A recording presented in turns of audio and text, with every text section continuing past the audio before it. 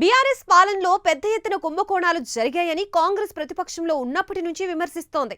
అటు ఆంధ్రప్రదేశ్లో వైసీపీ ప్రభుత్వం అవకతవకలు, అరాచకాలపై టీడీపీ, జనసేనలు ముందు నుంచి ఆరోపణలు చేస్తున్నాయి. రెండు రాష్ట్రాల్లో ప్రభుత్వాలు మారగానే గత ఆరోపణలపై వాటన్నిటిపై విచారణలకి ఆదేశించాయి. అక్కడ ఇక్కడ వరుసగా కేసులు నమోదవుతున్నాయి. ఆ క్రమంలో తెలంగాణలో కాంగ్రెస్ ప్రభుత్వం, ఏపీలో కూటమి సర్కార్ కక్ష సాధింపులకు దిగుతున్నాయని బీఆర్ఎస్, వైసీపీలు గగ్గోలు పెడుతున్నాయి. ఏది ఏమైనా రానున్న 4 ఏళ్లలో రెండు రాష్ట్రాల విపక్ష నేతలకి చుక్కలు కనిపించడం ఖాయంగా కనిపిస్తోంది.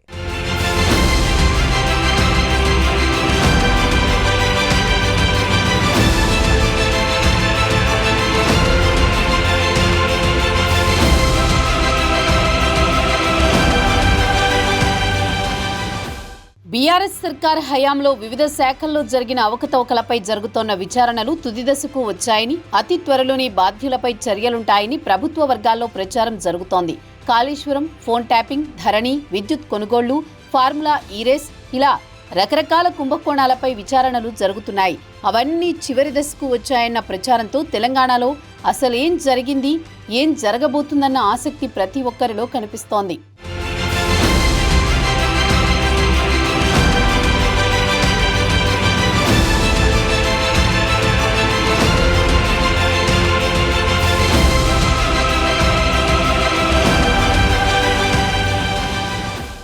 బీఆర్ఎస్ సర్కార్ హయాంలో జరిగిన అవకతవకలేంటి, అందులో ఎవరెవరికి భాగముంది, ఏ శాఖలో ఎంతమేర అక్రమాలు జరిగాయి అన్న అంశాలు అందరి చర్చల్లో నలుగుతున్నాయి. కాళేశ్వరం ప్రాజెక్టులో భారీ ఎత్తున అవినీతి జరిగిందని అధికారంలోకి రాకముందు నుంచి ఆరోపిస్తూ వస్తున్న కాంగ్రెస్ పవర్లోకి రాగానే దానిపై రిటైర్డ్ న్యాయమూర్తితో విచారణకు ఆదేశించింది. అటు విద్యుత్ కొనుగోళ్లలోనూ బీఆర్ఎస్ హయాంలో భారీగా అవినీతి జరిగిందని ఆరోపిస్తున్న కాంగ్రెస్ సర్కార్ దీనిపైన కూడా విచారణ జరిపిస్తోంది. ఛత్తీస్గఢ్ నుంచి జరిపిన విద్యుత్ కొనుగోళ్లలో పెద్ద ఎత్తున అవకతవకలు జరిగాయని కాంగ్రెస్ ఆరోపిస్తూ వచ్చింది. ఆ క్రమంలో విచారణలో భారీ అక్రమాలు బయటపడ్డాయని ప్రభుత్వ వర్గాల్లో అంతర్గతంగా చర్చ జరుగుతోంది.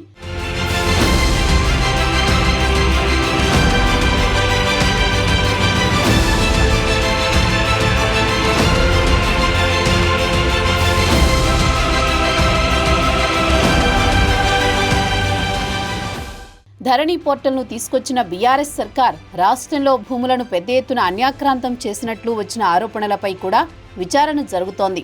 బీఆర్ఎస్ సర్కార్ అత్యంత ప్రతిష్టాత్మకంగా తీసుకొచ్చిన గొర్రెల పంపిణీలోనూ పెద్ద ఎత్తున అక్రమాలు జరిగాయని ఇప్పటికే విచారణలో తేలింది.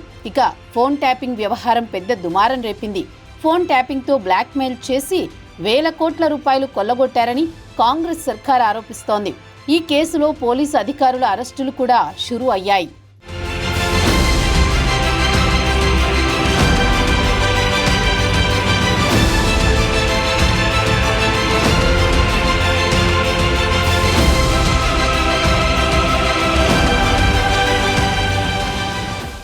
అలాగే ఫార్ములా ఈ-రేస్ వ్యవహారంలో కుంభకోణం జరిగిందని ప్రభుత్వం గుర్తించింది. ఆ అక్రమాలపై అవినీతి నిరోధక శాఖ విచారణకు ప్రభుత్వం పర్మిషన్ ఇచ్చింది. ఇవే కాకుండా దళిత బంధులో అక్రమాలు, సచివాలయ నిర్మాణంలో అవినీతి, సచివాలయానికి కొనుగోలు చేసిన కంప్యూటర్లలో అక్రమాలు లాంటి మరికొన్ని అంశాల్లోనూ తెలంగాణ సర్కార్ విచారణ ముమ్మరం చేస్తోంది.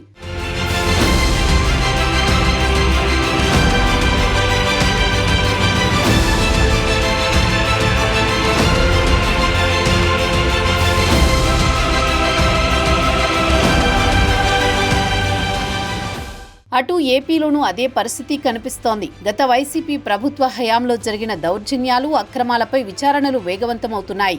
టీటీడీలో గత 5 ఏళ్లలో అక్రమాలు చోటు చేసుకున్నాయని కూటమి సర్కార్ విజిలెన్స్ విచారణకు ఆదేశించింది. అలాగే లడ్డూ ప్రసాదంలో కల్తీ వ్యవహారంపై సెంట్రల్ సిట్ బృందం రంగంలోకి దిగింది.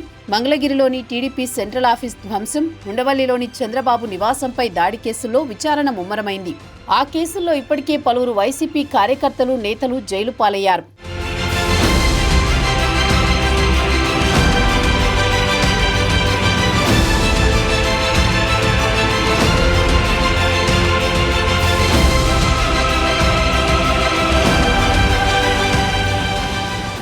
అవినీతికి పాల్పడిన ఏ ఒక్కరిని ఉపేక్షించబోమంటున్న కూటమి ప్రభుత్వం ఉమ్మడి చిత్తూరు జిల్లాలో మాజీ మంత్రి పెద్దిరెడ్డి రామచంద్రారెడ్డి భూ కబ్జాలపై సిఐడి విచారణ జరిపిస్తోంది.